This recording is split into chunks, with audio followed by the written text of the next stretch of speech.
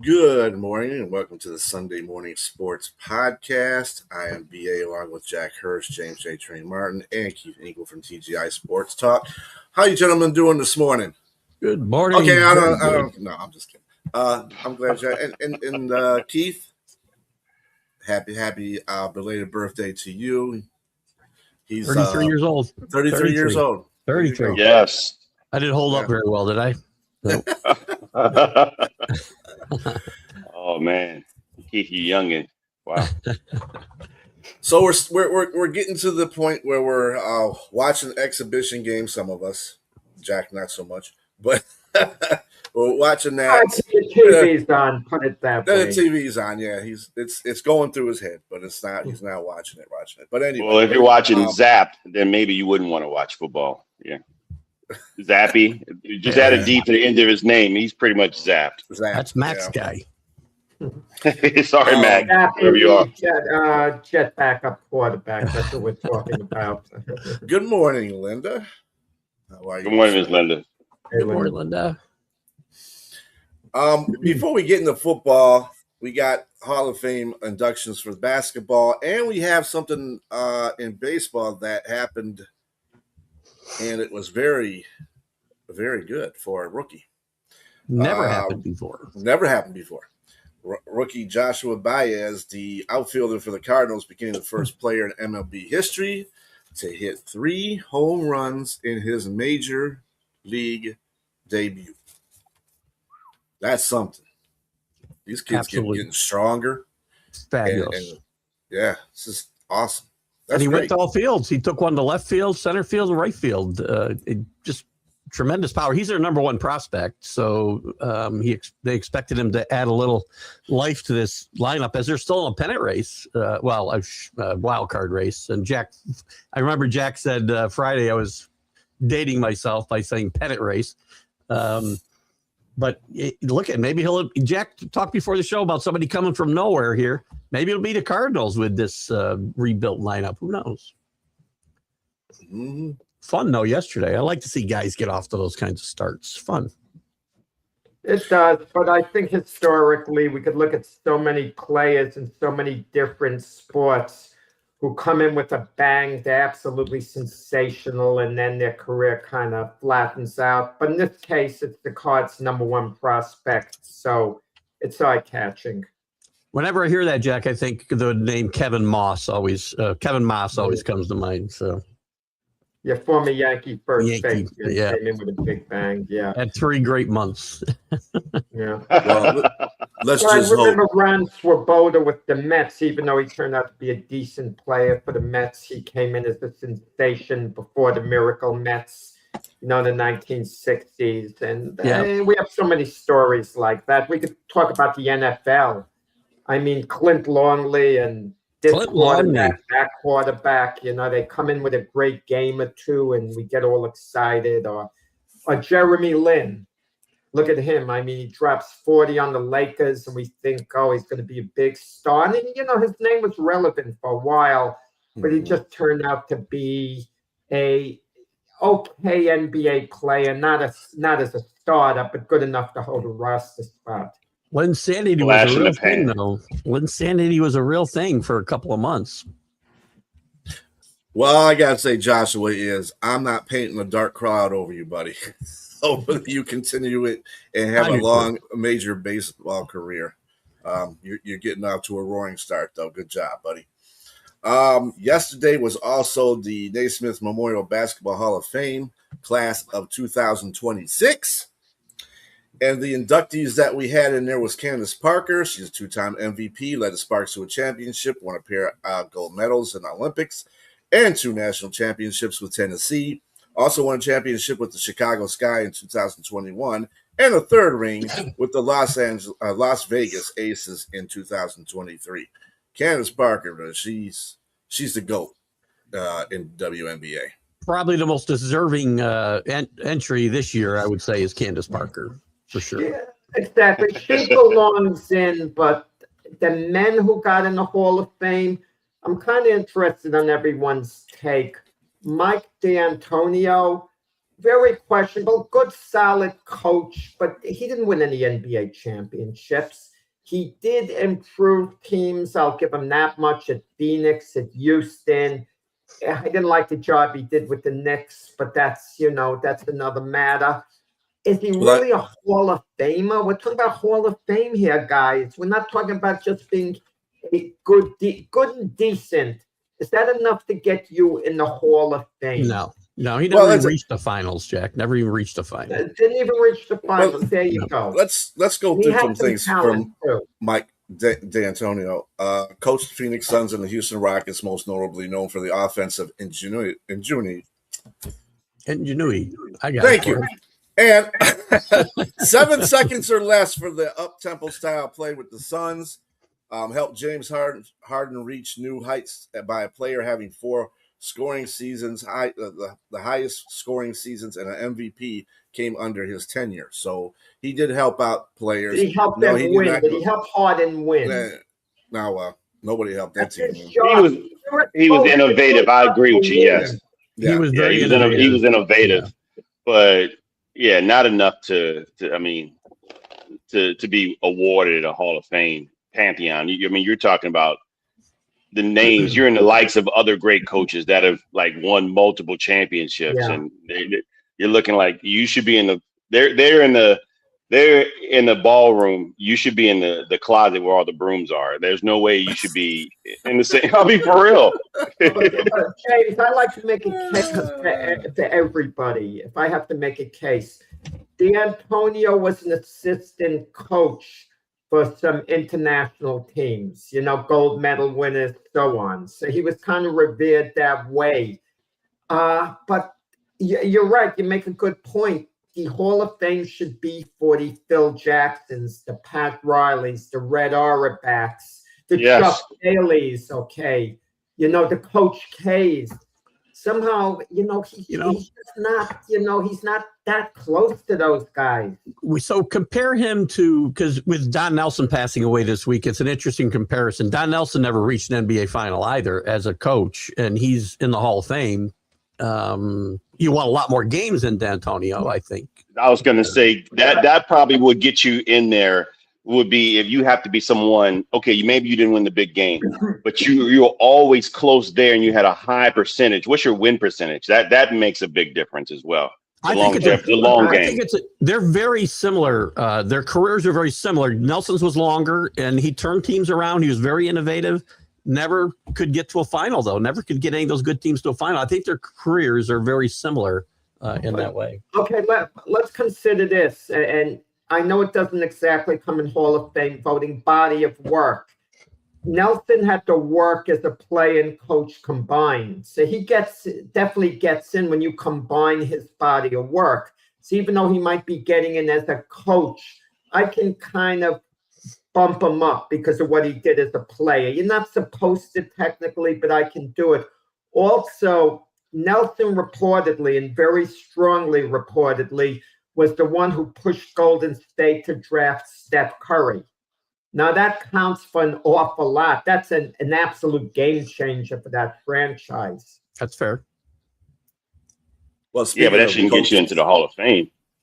Well, speaking of other coaches, one of the things that how the impact he had on the franchise. Yeah. Well, it's that I do think Don Nelson belongs, and I don't think Mike D'Antoni does. So I agree with that. That's fair. I agree with that. Yes.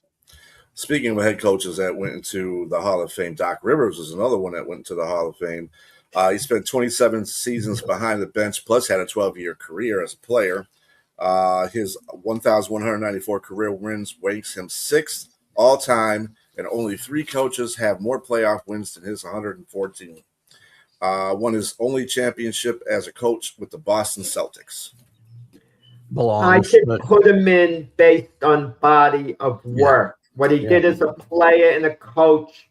Just as a coach, I'm not a Doc Rivers fan. He won 1 championship. All his wins, you say 6th of all time. When a guy coaches forever, he's going to get wins. They put him on good teams. He wasn't a good coach on balance. Look at his first high-profile head coaching job with the LA Clippers. They had all the talent in the world, and they didn't win. all the talent in the world. And then what he did afterwards, okay, he got a chip with the Celtics. Kudos to him. And came close to getting another one. He wasn't a good coach. He had all this talent with the 76ers and on and on and on. Doc Rivers will always be the coach to me of what could have been. He was given the keys to many different talented teams. I mean, we're talking about the most recent Milwaukee, Boston Celtics. They probably could have won a little more. I don't, but I mean, questionable with LeBron James in the way. The LA, as you mentioned, the LA Clippers. Man, there's no way that team. He dropped the ball on a lot of that. Got to the finals. Yeah, exactly. So it's just, yeah. Look, body of work, like you said, for me, and this is not a great Hall of Fame induction for sure. No, but what he did as a player and as a coach combined, I could put him in based on that. You can't leave him out. If you're having tiers like we've talked about in Hall of Fames, he'd be in the lower tier, right? You've got to put him in based on a body of work, but what could have been still applies as well. Two things can be true at the same time, and his career should have been better as far as championships go. And speaking of tiers, Hall of Fame should definitely have that. There should be some levels to saying if you walk into a room, there should be a broad room of everybody that's in the Hall of Fame, and then you got to walk past that room and walk to another room where there's a smaller room of the most elite players and coaches that no one should be able to touch.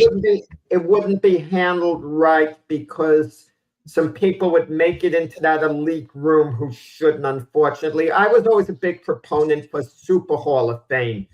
That means one person in the history of the sport gets in per year. So after 20 years, you only have 20 players in there. Well, if it's super elite, you shouldn't even have to put one in a year. You can't force a number, or now you've already started to dilute it, in my mind. No. Well, in the NBA, it's easily done. You are going to get only superstars in there. Not every year.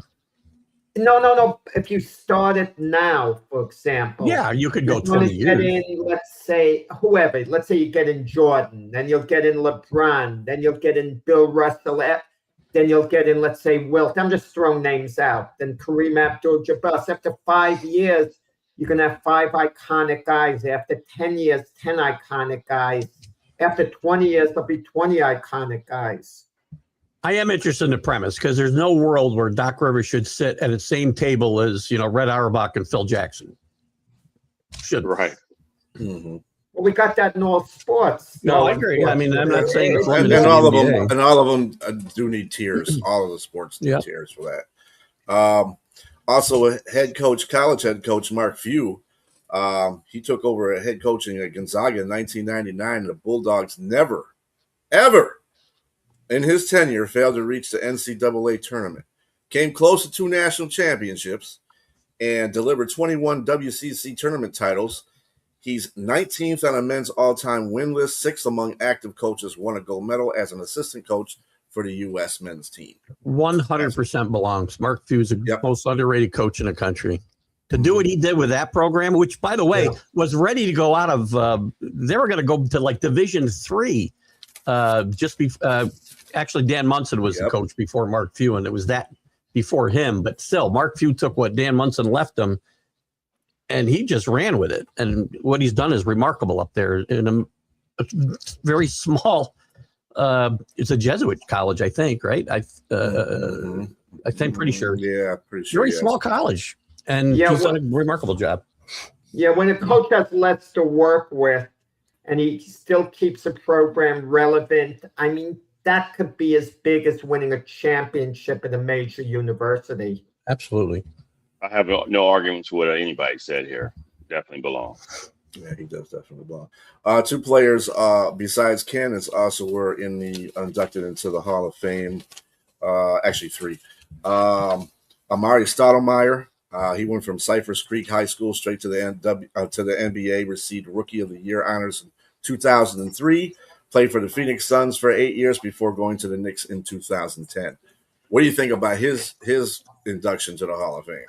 Borderline. A great player when he was healthy, but he wasn't healthy enough, especially during his Knicks time.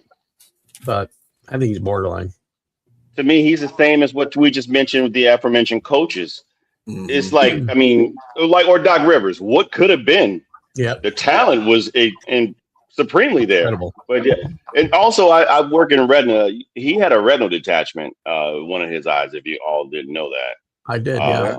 that's why he wore those goggles for sure. But he was highly nearsighted too. So, but physically, just a specimen. He was him in with the early days in Phoenix with what's the guy's name? I'm sorry, forgive me. Steve Nash.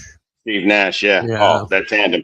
To me, they were like the mailman and John Stockton together again in a whole new uniforms, reincarnated, but it just wasn't meant to be. And again, borderline. I agree. If I wasn't on the fence, if I had to say, I wouldn't put him in. I wouldn't put him in. Yeah, that's my sentiments are the same as yours, James. A heck of a player, but you look at the great players who should be in the Hall of Fame, and you even compare him to a Kobe Bryant in reality, even though Stoudemire was terrific at his peak. Some people might do a slight comparison, but nah. And I loved Amari Stoudemire when he was at his best. But you mentioned John Stockton. Stockton was a solid Hall of Famer. He was solid at least. He wasn't the most talented or spectacular guy, had a good shot. But he was a definite Hall of Famer. Mari Stoudemire, you got the feeling also he could have been a little better. Out of Gonzaga, he could have been by the way. a little better had he applied himself a little more. You get that feeling about him. So I wouldn't put him in, push came to shove, but it's what it is. I really wish that we got to see the best of Amari Stoudemire as a Knick, and we didn't. I don't think we ever saw him at his peak, but it's unfortunate. He would have been a huge star if he'd played like he played in Phoenix and New York. Oh my God, been huge. He had some moments in New York early on when he first got there. Yeah, he had some great moments. Yeah, but he wasn't the player that he was in Phoenix. No, not at all. I remember when the Stoudemires came out. Remember the Stoudemires, the shoe? Yeah.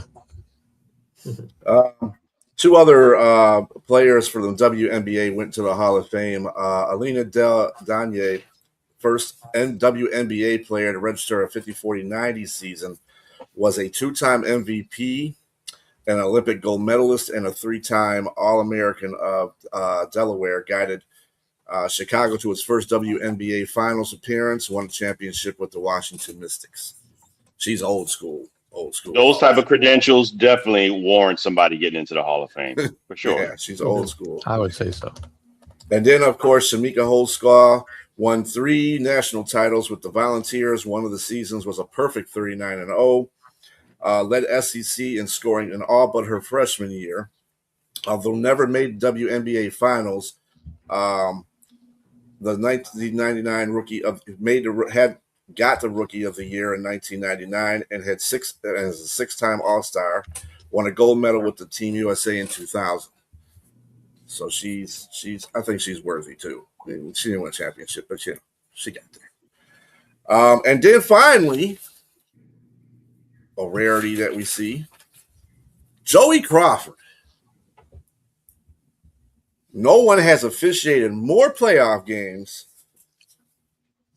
than Joey Crawford, referee of 39 seasons, retiring in 2016 with 374 postseason contests, including 50 finals games. His 2,561 regular season contests are second only to Dick Bavetta, who has 2,635. So he's definitely worthy of going to Hall of Fame too. He was a really good. He was a big name. He was a big name in his time as an official. Yeah. How many referees are in the Hall of Fame? Is this my imagination? Keith might be able to answer it a little more than you other guys because he's been around a little longer. I took a little dig at you, Keith, and your age. Now, the old-time officials like Joey Crawford, did they have a little more respect than today's officials, him, Mendy, Rudolph? Those guys seem to rule with more of an iron hand. They could even tell Red Auerbach, shut up, Red, and let me officiate the game, unlike today. I would say yes. I mean, they would get in some of those guys' faces. Mendy Rudolph is a name I certainly remember. He retired to go into broadcasting, actually, back in the day. So I think, yes, I think those guys had a little bit more, I don't know if it respect's the right word, but power. I don't know what the right word is, but A little quiz. When Manny Maybe Rudolph, more reverence, probably. Reverence or probably. reverence. Yeah. That's good. Manny Rudolph joined Brett Musburger on the CBS broadcast to, broadcast the NBA games. But this is a little quiz. Who did Manny Rudolph replace? Bill Russell. Close, but not quite. Good try. The Big O, Oscar Robertson. But the Big O was more like a fan. He keeps going, all right. Yeah. But the worst NBA broadcast I ever heard by far, and I'll give him a pass because it wasn't his thing, believe it or not, was Bob Gibson, the former pitcher, the former pitching great, because he played for the Harlem Globetrotters, so they thought he had a background. And they teamed him up with Marty Glickman on the net games. He was awful, didn't say a word. I mean, really awful. The most intimidating pitcher maybe in baseball history, who would hit a guy in the head and not give it a second thought, But in the broadcast booth, he was shy as could be. Maybe he just need to hit his co-host in the head. That's the big one. Maybe that would set everything straight. All right, so enough of the Hall of Fame. Got that covered. Yesterday was the remaining amount of the preseason games for the NFL. Just to go over a few scores, the Bills beat the Panthers. Like, these don't matter anyway, wins or losses. I don't care what anybody says. Bills beat the Panthers 29-14. Bears beat the Browns 34-10. And Vikings beat the Giants 13-10. Jaguars, unfortunately, beat your Saints there. James 24-20. Rams beat the Chiefs 20-12. The Eagles lost to the Ravens 24-7. And the Cowboys beat the Seahawks 17-7. Did anybody watch any of those games?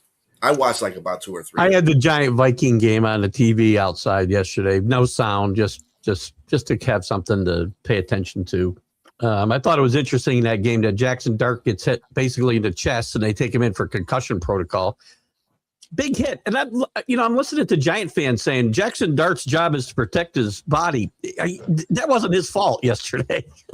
Yeah, that was definitely his O-line's fault. They might not have taken them in during the regular season into the tent. That's my theory on that particular play. But worse than that, I mean, Jamal Adams. Oh, I mean, that might be a career-ending injury. Talk about a guy who was really hurt. I mean, the Jets had drafted him number 5 overall ages ago, and he left then. He went to Seattle. He was outstanding for a while. I mean, no one could cover, sideline to sideline the way he could. And this latest injury, he was looking to hang on and revive his career. He even wanted to come back to the Jets, and the Jets wouldn't even take him back. And he wound up in a good spot with the Minnesota Vikings and have this injury. And to hear Kevin O'Connell say it doesn't look good. When the coach says it doesn't look good, that means it's terrible, unfortunately. I think it's the end for Jamal Adams, actually. So yeah. Terrible. So Ty Simpson kind of lit it up for the Rams. Yeah. It's a preseason game. I understand it. I know. Thank you, Brian. It's a preseason game. Please, thank you for qualifying that, because I don't understand. Well, we get excited about Carson Beck and we get excited about Ty Simpson in preseason games, but other guys have tremendous games, as good or better, and they'll get blown off as well as just preseason. Well, it's all just preseason. It's all just preseason. Yes, it's all the same. I mean, but he does look good out there. If you have to just look at the eye test, don't get me wrong. They're playing against third stringers, guys who probably are just more professional players. They're not talented in the NFL. Some of these guys won't even have jobs. But it's still to see some of the, like Klubnik with the Jets. He had some good moments too, as well. I would say. A lot of guys had great games this week. Yeah, everyone has good games and bad games. They come in and so on. And I just can't get excited. I mean, Minshew was as good as Carson Beck yesterday was a week ago for the Cardinals, and he's not going to play either. So. I want to clear something up. I talked about quarterback competitions before. In a lot of cases, I don't like it. like the J.J. McCarthy, Kyler Murray thing, because I thought it just diminishes one player. But in some cases, I like it. I like the Rams doing it for the backup position because it's win-win instead of lose-lose. Because when they drafted Ty Simpson, it created a narrative as far as Matthew Stafford went, and that was bad, a bad narrative. So if Ty Simpson wins the competition, good for him. He wins a backup. If he loses it, it's good too, not so much for him, but for the team and everything involved, because it moves Ty Simpson further away from Matthew Stafford. We're not going to hear any of these questions when might Ty Simpson finally get his opportunity. So I think this is a good thing in LA. He's not being compete. There's no competition there. How do you use? You and I have this conversation a lot about competition. I think it's good. Well, I think the situation. Hold on one second, James. How do you use a situation where there is no competition as to back up your argument about competition? There is no competition there for that job. Once in a while, I said it's good, like with the New Orleans Saints, the backup quarterback position. Is it seriously a competition now? Are you really going to make Spencer Rattler the third string quarterback? If you do, you may as well move on from him at this point because he's never going to be a starter again. No way. The Saints don't know what they have for Shuck for sure. He showed potential. He showed promise. He's going to be the starter. He might be a top-notch quarterback in the league, or he could still be a bust. We don't know it, Shuck, but he deserves the opportunity, absolutely, and he's getting it. And they made him the starter. No competition for Shuck this year. I like that. Roles are defined, but Spencer Rattler, who is potentially a starter, you're going to move him down to third string because he's going to lose a competition to Zach Wilson. That's sticky. That's sticky. Every competition is different. And I'll give the one you use a lot, Jack, is the one in Minnesota. Yeah.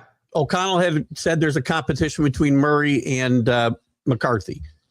Well, then before a game's played, he says Murray won the competition. So now what if McCarthy goes out and plays really well in the preseason? Now he's created a problem for himself. You either have a competition or you don't. You can't just. He should have just given the job to Murray. This scared Murray's going to get hurt. I don't think there's a problem with having a competition, Jack. But you can't say the competition's over after 2 weeks of camp. You've got to let it play out because now he's going to look really bad if McCarthy outplays Murray in the preseason. He's going to look really bad. Well, it hasn't happened yet. But anyway, to go back to the Ty Simpson situation, I think everything will be predicated, Jack, on whether or not they get to the Super Bowl. If they do not, there's going to be that question as whether or not they could have taken someone else viable in the offense at number 13 overall. That could have helped them get to that Super Bowl if they don't get there. They come a little short. Yeah. Agreed. I said that night. Right. You signed Matthew Stafford to a 2-year contract with your window's 2 years now, and you did nothing to help him that team get better with that pick. Nothing. James is right, but consider this factor, though, too. If they really believe that Ty Simpson is going to be an elite quarterback, you take him now because they're never going to have a chance to draft that low again to get that type of quarterback. So if you really believe in him, we don't believe in him to that point that they apparently do. But if he turns out to be that guy, they grabbed him when they could. You get him a year or two early, but you set a quarterback, for the next decade or whatever. He's no Trinidad Chambliss, Jack. Oh, Trinidad, that's Trinidad. No, I like that. No one is really. Listen, I can tell you, we should make predictions now, guys. You do. On these college quarterbacks, where we think they're going to wind up. The guys, the first rounders, for example, what team might they go to? For example, Arch Manning, I have a feeling he's going to maybe wind up with the Miami Dolphins. Unless Malik Willis is really good, they're not going to draft a quarterback if Malik Willis is really good. The Jets probably are going to draft a quarterback unless by somehow Cade Klubnik gets in early in the year and is outstanding. That could change the equation. But I'll tell you now, Trinidad Chambliss will be a Pittsburgh Steeler, unfortunately. Crickets. Right.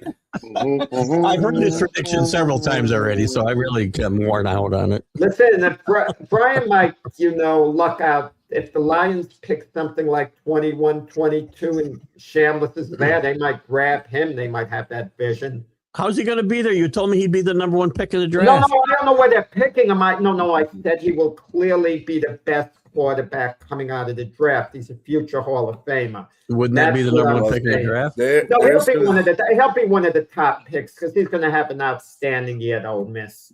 Jack, let's slow the roll. We don't know what Ole Miss is going to do there at all. I mean, they've had a major transition. Let's slow the roll. And I'm not taking away from Trinidad Chambliss. Last year, he outstanding, but he had some great receivers there. He had some talent there. I want to see what he can do with what they have now. I mean, let's see. I mean, again, some of those guys aren't even there anymore. And going back to a conversation we had before the show, going back to work doesn't sound so bad compared to having to argue about Trinidad Chambliss day after day. No, but you mentioned the point, James. You talked about the outstanding receivers. I mean, you could look at quarterbacks like Joe Burrow in college. He had outstanding receivers. Fair enough, and he still does. So we don't know. One of them he played with. Yeah, he took the team with him. Guys, maybe when we evaluate the best quarterbacks on any level, we should first look at the receivers before we look at them. Look at Josh Allen hasn't had elite receivers. Look how excited he was this past Saturday with DJ Moore out there as number one.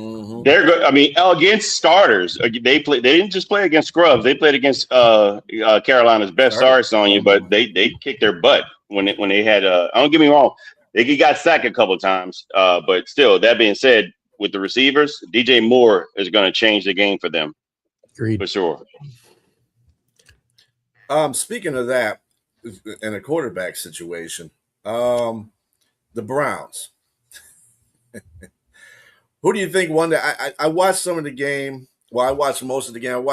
It was kind of messed up that they took Shador out of there and then put in Daniels in there. And I was like, Dylan Gabriel. Yeah, Dylan Gabriel. Yeah, Dylan Gabriel. I was like, let him play the whole rest of the half. If he makes mistakes, he makes mistakes. It's just a preseason game. As long as he's not going to get destroyed out there. I'm pretty sure they're sold on the serial massage molester being the starting quarterback. The coach talked him up. Wow. Again, he can say whatever he wants, but he talked him up again yesterday. So I won't say his name. I'm not. Do the Browns have the Browns have the worst quarterback situation in the league? I'm not saying the worst quarterbacks. The worst quarterback situation because Deshaun Watson is a free agent at the end of next year. And they're not going to sign him to a big money deal. That would be ridiculous after what happened. Shador Sanders, I think, would be a good quarterback. But the thing is, he needs that seasoning a couple of years. You have to be patient and let him play and make the mistakes.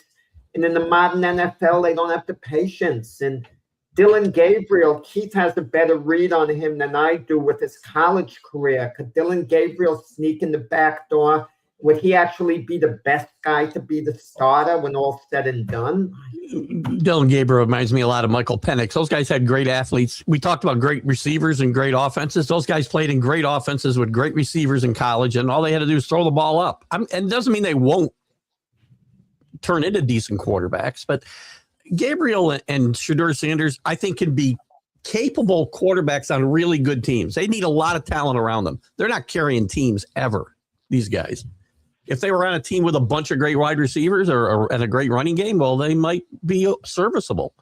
But I don't know. I have to disagree with Shador Sanders' part. I watched him. He didn't just throw to Hunter. He made a lot. He made a lot of those other guys look really good. I did say maybe, though, James. Maybe. Let me ask you this. Now, this is revisionist thinking to an extent. Shador Sanders lasted all the way to the 5th round. And people were thinking it was the Deion Sanders effect. He'll be a distraction. He's not worth it. This. If he didn't have any of that drama, okay, where might he have actually gone in the draft based on his ability? Maybe we overhyped him because he had the Sanders name. I'm not sure. He would have gone before the 5th round, but not that. Maybe 3rd round was probably his ceiling, I would say. That's where I thought he would get picked. I mean, 5th round, I think was some kind of message by the NFL. Yeah, I don't know what, but yeah, he should never got picked 5th. But he wasn't a 1st or 2nd round pick either. I don't think. Again, we have to disagree. I think he was a late 1st, early 2nd, and he still, again, I don't think he needs the talent around him. I think he probably need an offensive line around him, and he was a rookie. Most rookies last year didn't do well at all. I just think that quarterbacks. I just think that, again, he needs time. I think I agree with Jack. I think the seasoning thing is a big deal. Yeah. But if Cleveland drafts one of the elite young college quarterbacks next year, and I get the feeling they'll be in a position to do it, they're going to be cleaning house with quarterbacks. They won't resign to Deshaun Watson, so he'll be gone. What are you doing with Sanders and Gabriel if you're going to draft very highly? Let's say you get a Dante Moore. Let's say you get an Arch Manning. Then what do you do with the other guys? They'll probably draft 2 quarterbacks, Jack. That's what they do. And they'll call a quarterback competition again. Amongst 5 guys. Yeah. Yeah. Yeah, but we're debating on one of the worst decision-making organizations in the history of the NFL. So, yeah. Well, I mean, think about it this way, though. The plethora of quarterbacks that are going to come out next year, I mean, you probably could have about, 5, 6, 7 quarterbacks coming out, and they're all they could be all pretty good 1st-round picks, too. They could be. Remember, we were saying the same thing about last year's class, and it didn't pan out. Those guys all had bad years. Klubnik and Lenore Sellers. The quarterbacks that are coming, the quarterbacks that are going to come in this coming up year, they have a little more seasoning. I think they've been with their schools for a longer period of time. You know, you got Manning, you got Dante Moore. He might come out. Carr has a good season. Carr has a good season, and I think Notre Dame will have a good season. I said the other night, I think Jay Carr will be the #1 pick in the draft next year. Yep. They're going to have a good season. But remember the draft when Baker Mayfield went #1 overall. Lamar Jackson was at the back end of that quarterback class. And, he along with Josh Allen was, the best of the group. As it turned out, the others were okay, too. Baker Mayfield's been okay. Sam Darnold turned into a Super Bowl winning quarterback. Josh Rosen, unfortunately, it didn't work out. But the point is, Lamar Jackson wasn't one of the top guys. And look how, that's a future Hall of Famer. Also, remember, when we're looking at next year's class and how strong it appears now, this time last year, nobody was talking about Fernando Mendoza or Ty Simpson being 1st-round draft picks. And look where that happened there. So there's going to be somebody come out of the woodwork, and some of these guys will regress and fall out of the conversation. Like Klubnik, the year before last, they talked about him being a 1st-round draft pick, and then he went to the 4th round. Yeah. 3-year starter. Austin Beck, too, went to the 3rd round. Drew Allar. A lot of guys fell down from that class last year. So we'll see. And we may have a beautiful class, a wonderful class. Part of it is just the assessment of I think some of the assessments are overhyped and some are missed. Some are missed. I mean, Dak Prescott was a 4th rounder. I was surprised because I watched the SEC thoroughly. Mississippi State should never been known had not Dak Prescott been on that team. He was that team. And talk about guys elevating other guys around him. That was the reason. They were the reason they upset LSU. They upset Ole Miss. They upset a few teams. They actually got #1 that 1 year. They held it for maybe, I don't know how many weeks they held it. But again, to get to that part, I think Dak Prescott has outplayed his status as a 4th-round draft pick. Well, he had a great offensive coach in college. Dan Mullen is a tremendous offensive mind in college. Sure. And he really helped. So how could they? So you viewed Dak Prescott enough in college, but he lasted until the 4th round. And that's kind of going late for a Part of his quarterback. exposure. Part of his exposure as well. He didn't Lack play of for a homework. team that. Yeah, exactly. Lack of homework. Well, we all know certain quarterbacks that went late in the rounds and turned out to be gems. So I can't think of one off the top of my head. I can't either. Oh man, I don't know why, Keith. Uh, Well, that's why It'll come to me. McElway said, wait until late in the draft to draft a quarterback. He said, you could wait till the 5th, 6th round. He said, look at Tom Brady. Yeah, but that's the exception. That's an That's the anomaly. exception. But That's an anomaly, what, right? Yeah, that's what he'd always That's say. not the rule. It's not the rule. Yeah. And But I Matt hear was Keith when Keith pretty puts out the smart when numbers they that he. Trey Lance, he thought it was a fiasco when the Numbers don't Niners lie. drafted Trey Lance. Well, let's look at. I'm going to do that today later, and I'll present it to you guys Monday if I get on your show. The numbers of first, second, and look, because the best rounds are the first and second round of players. Period. So I mean, overall, come on, we can agree to that. Overall, not just quarterbacks, just players. Period. First and second round. But you can't do that way. Do you have to take all? No. I'm gonna do exactly. I'm gonna do the quarterbacks. I'm gonna do the quarterbacks. Not just the ones who won. You have to take all of them into consideration. How many were picked that didn't win? That's what my argument is. I'm not telling you won't, and maybe you have to find a quarterback in the first round. I'm saying too many teams reach for guys in the first round. No, for sure. I agree with that. And they never win. JJ McCarthy. JJ McCarthy, at least these guys for Those now. reach. That was just a bad whole thing. Bad for Minnesota. I can't get over that whole situation. But fine, as long as it's Minnesota. Well, JJ McCarthy, he won't be either. He'll be the Vikings starter next year, or he won't be on the team. Meaning, if it doesn't work out this year for him, and if Kyler Murray's healthy and they win, that means it didn't work out. He'll probably be gone. And then, I'll give you one example from the same draft. Right, there are far more Ryan Leafs than there are Peyton Mannings. I'll put it to you that way. Far more you'll find when you start looking at these Ryan numbers. Leaf, that's another. And that doesn't mean you couldn't. Second overall. Yeah, they went 1 and 2. Well, So- James's backup quarterback, Zach Wilson, was drafted number 2 Yeah. overall in the draft. Jamarcus Russell. So again, I'm only talking about. I'm not saying you got to draft Peyton Manning, right? I'm not saying you don't draft Peyton Manning there, You but mentioned Jamarcus Russell.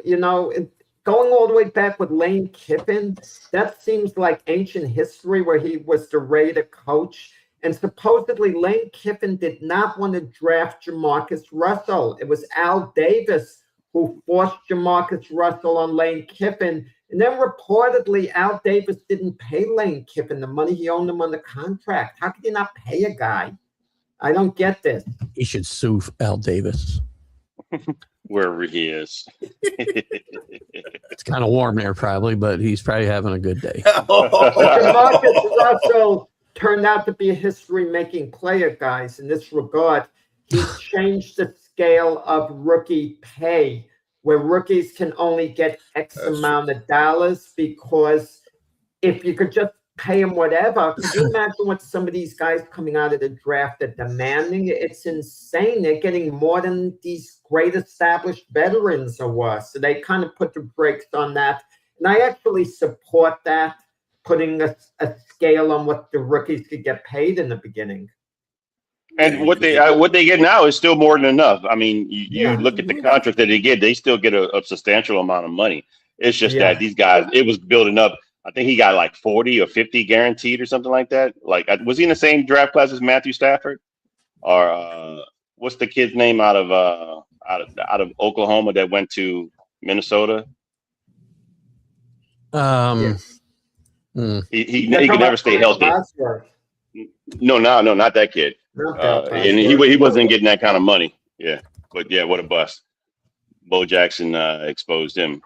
Well, but yeah, I think Bo Jackson exposed a lot of people for this. Yes. What's that guy's name? The kid's name. He didn't last long in the league, but he was. I think he was the number 1 draft pick, a Heisman Trophy winner. And now he went to the Rams. Bradford.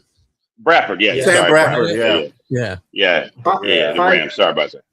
I Sam think you Bradford mentioned was. the quarterback. By the way, I'm not sure. Maybe you could help me out, guys. What team's Hendon Hooker on right now? It might be. I don't know if he's still on Carolina's roster or Is not. he on the? Oh, wait a minute. He might be on the Jets because the Jets. No, Carolina no, got he's rid not of on him. the Jets. He was on the Jets for a Who are we minute. talking about? Hendon Hendon Hooker. Hendon Hooker. Hooker, He's still in the league. I'm not sure. probably. I don't He know what was he's a doing right third now, round but I know the draft last team he selection by was the was Lions. Jets. Yeah. Yeah. Well, yeah, that was like one of those. Well, he had potential. That's another Titans. guy. He's on the Titans. He's on the Titans. It's on the Titans. Okay, Rabbit Slaw. Yeah. He's That's not 28 bad. years Area. old, man. Well, it all matters where these quarterbacks. I'm talking about the guys highly drafted. I'm not Hendon Hooker. Where they wind up the situation and the opportunity. I mean, some of these guys who are backups, on other teams. If Fernando Mendoza, for example, was drafted by the Titans, and this was a year or two ago, he'd be the starter straight out. It just depends. I mean, the philosophy. Caleb Williams played through a ton of mistakes, and he's going to be a really good quarterback. If you could have patience and let the guy make mistakes and you're willing to lose games and endure all that, like Tennessee, what Cam Ward was willing to do, you might have your quarterback of the future, but you're gambling.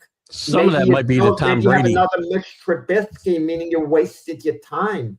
Some of that, Jack, might be the Tom Brady influence too, because he knows that these guys need. He needed a year, and he knew that, so he may know that he's not.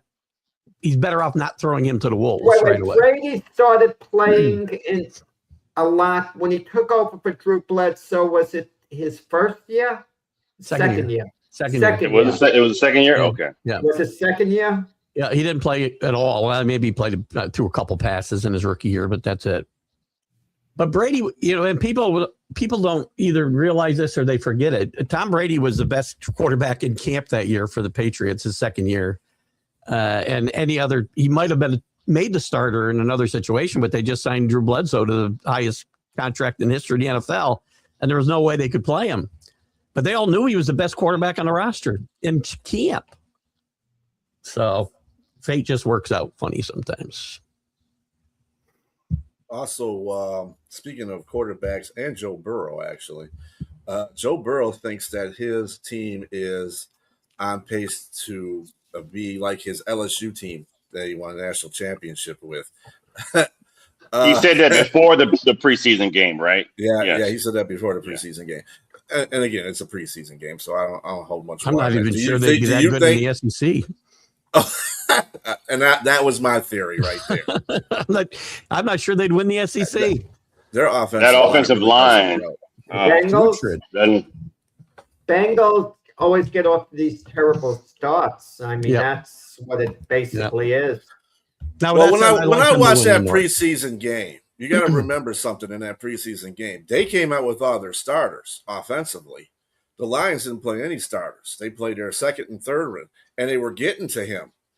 That's not really good. That's a bad sign for that offensive line. If you got a full starting offensive line, you're getting your quarterback hit with some, second and third round. People might not be on the team, And I think who was tackling him were second and third round. I mean, or not second and third stringers that were getting past that offensive line, that starting offensive line. That's what I'm saying. Yeah, that's what's scary. Yeah. Mm-hmm. Can you imagine how history would have played out had Penny Sewell been drafted by the Bengals? They could have had him, and Jamar Chase wound up with the Lions. That little flip flop. It's kind of interesting how it would have played out. I know the draft pick that pissed me off and forever haunted me was when the Lions took Ebron when they had a chance to take Aaron Donald. Man, and Detroit was the Cleveland of that era. You know what I'm saying? They just made so many bad decisions about stuff. So yeah, this is the thing we talk about. You look at guys like that. He's 6 foot even. You don't think he's gonna pan out probably in the first top 10, first picks. That's not a guy you want to pick. So to be fair to scouts and GMs, he didn't match up in size. Had he been 6'3" or 6'4", he would have won the top 3 because he was a dog at Pitt. But I just think that his height it made him fall, and he made everybody pay for that. But I mean, still. I think there's one mistake NFL, again, they get paid to do this. I don't. But the guys who evaluate talent, I think they fall in love with physical attributes too often. And they don't look at a guy's makeup and, they just don't look at enough things. I think they put too much emphasis on the combines. Just look at the non-game film. You don't even need the combines. The combines are good for late round draft selections. That's what it's good for. But your first few rounds, you don't need the combines. Have the game film, the guy's career, study everything about him, interview him if you want, see whether he's sharp, whether he's paying attention to you, whatever. But you don't need the vertical jump so he could run a fraction of a second quicker in the 40. That's not football speed.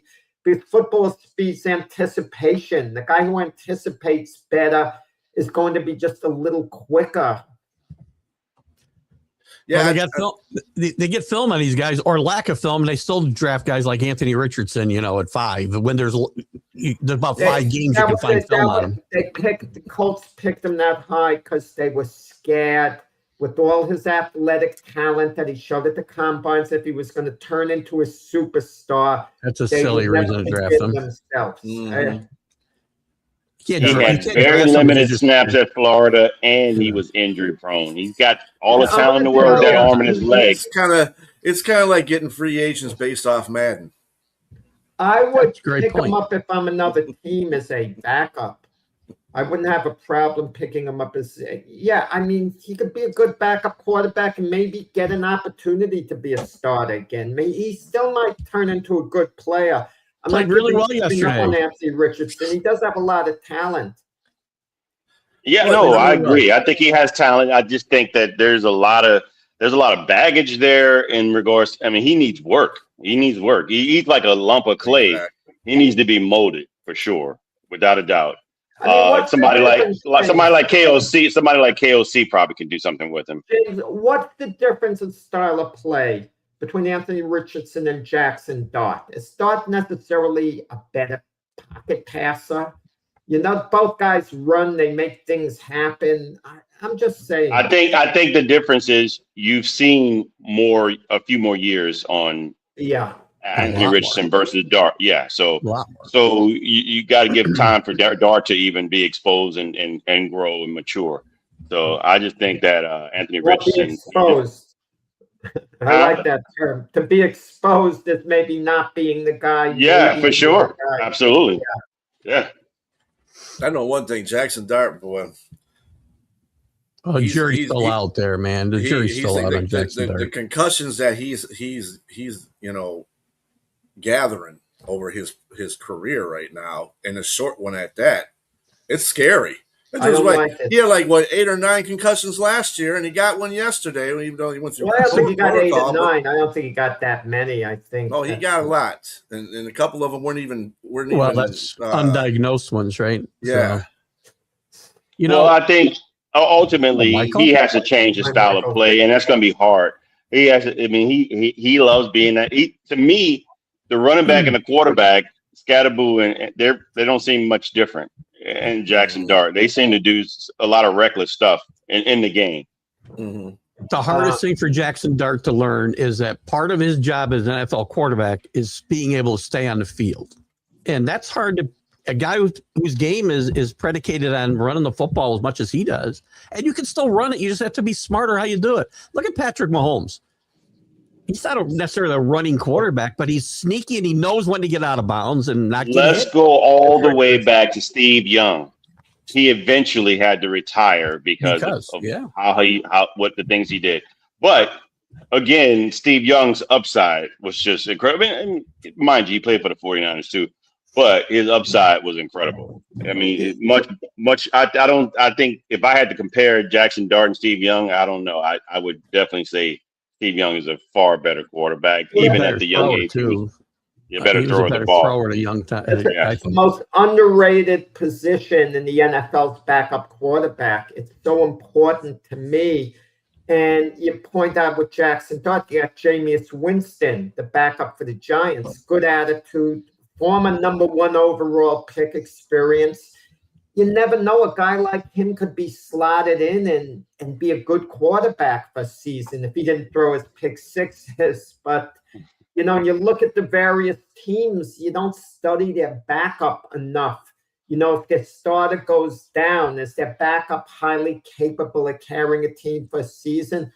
Like what Keith has at New England, Tommy DeVito. I don't get a good feel for him being the guy if he actually has to be the starter for the year. A lot of it depends on coaching. A game or two, fine, but not for the whole year. But being able to win with your backup quarterback also comes down to coaching and the approach to the game plan, right? Because remember, McDaniel and Belichick won 11 games with Matt Castle playing quarterback, and the only games Brady ever missed. He missed a whole season. They didn't make the playoffs that year. They did not make the playoffs, but they won 11. But they had an 11-5. Yes, exactly. He followed the system. It was a system that they followed. And Matt Castle showed he was not very good, but once he left. But the system, as you guys said, they made it work. Well, no, they were 11-5, but they were coming off the 16-0 regular season. So the 11-5 with Brady there may have been 14-2 with Brady, let's say, hypothetically. I agree. I'm only saying they won 11 games. They lose something with the backup. I'm not saying they didn't lose anything, but I'm saying they won 11 games and put themselves in a position to be in the playoffs and make it. If he played another team, he'd have won 2 games, Matt Castle. The reality, backups are meant to be just what they are. They're a fill-in guy, a situational quarterback. That's it. A lot of people don't realize you're never going to have a situation all the time when you have a Drew Bledsoe, Tom Brady, or you have a Joe Montana, Steve Young. That's rare. I mean, or you have a situation with Dak Prescott. We mentioned. Yeah, or we had Tony Romo and Dak Prescott. I mean, that's a rare thing. A good question. Maybe those teams haven't won. Big question. What's the best 1-2 quarterback punch in the NFL? Like we talk about, like when Montana and Young were the best 1-2 when they were playing. Who's the best 1-2 punch today?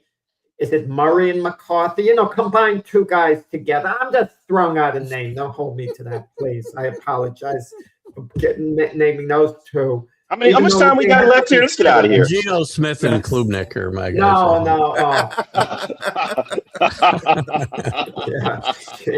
That's not even a bet. Yeah, man. Klubnik, I'm not giving up on. I'm gonna wait to see what Klubnik does. I have some hope for him, maybe. You know. Well, anyway, I can't think of it. I'll be honest with you. I can't think of the 2. I'll look at that. Look that up too, and bring it back to you guys. Well, these and riveting questions on the next episode. We are out for today. We'll see you next Sunday. Pretty soon we will be going to a 2-hour format for the NFL strictly. So it'll be a big football Sunday instead of big sports Sunday. But everybody have a great rest of your week. Catch Keith Ingle next for the Stream of Conscious show. And everybody, again, have a great week. We'll see you next week.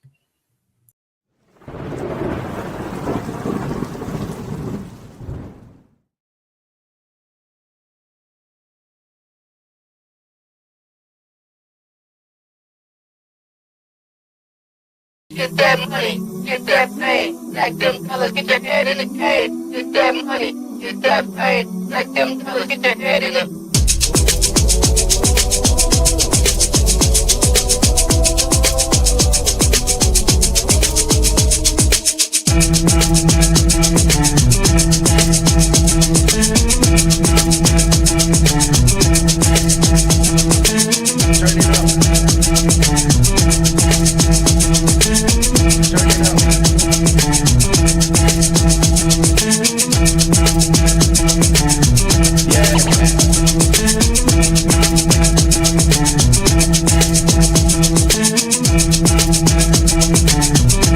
Woo!